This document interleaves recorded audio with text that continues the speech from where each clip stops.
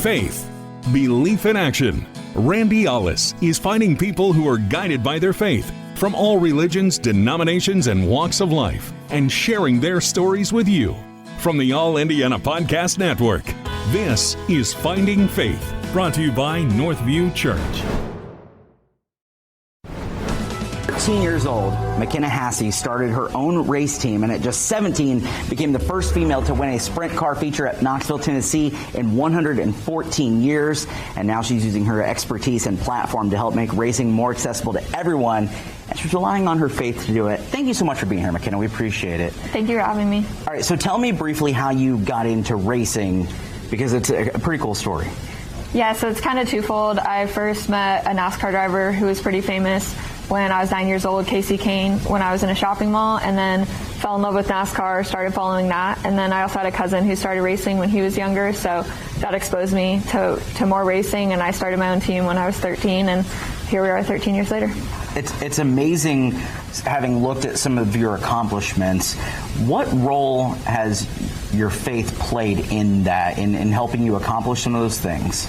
It's played a pretty big role. There was a prayer on the inside of the first race car I ever bought, and so I kind of just started saying that before every race, and then got involved in a college ministry in college, and it just kind of spiraled from there. Like, it's just been a huge part of what I do, and not coming from a racing family, and just having to take like a leap of faith to even start racing, and then just learn everything, and then moving to Indy and coming out here by myself when I was 22 was also a pretty big leap of faith. And so I've just found that when I stop relying on God, it doesn't seem to work that great, and so that's just been my main focus.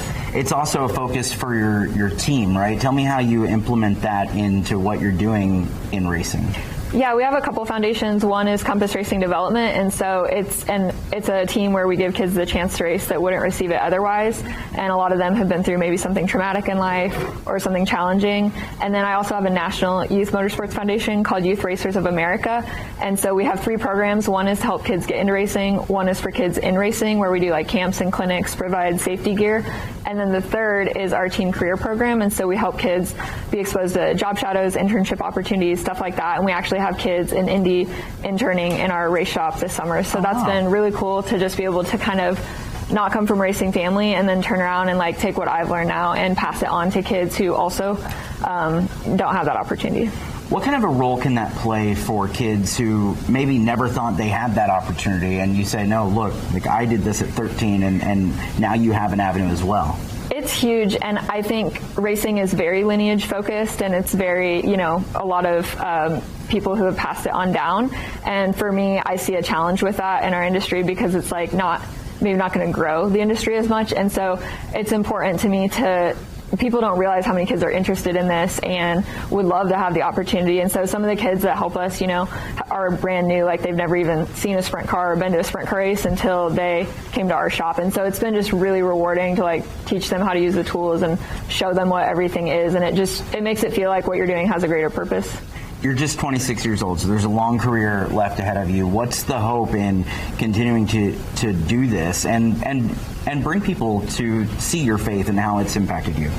Yeah, so my personal goal would just be to race sprint cars on tour, like with the World of Outlaws or one of the national tours. And then long term, when I'm done driving someday, I would like to work in the business side of NASCAR.